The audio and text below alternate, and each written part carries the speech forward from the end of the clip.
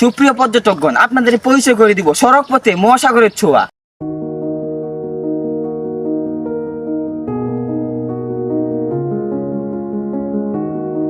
এই দেখুন ভূমধ্যসাগর, সামনে একটা কৃষ্ণ সাগর। আমরা এই জায়গায় ধান চাষ করে আফ্রিকার দুর্ভিক্ষ এলাকা রপ্তানি করব।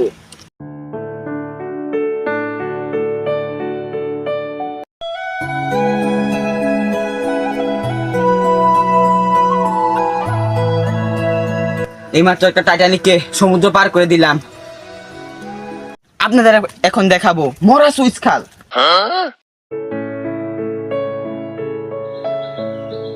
শুকিয়ে যায় আটলান্টিক মহাসাগর।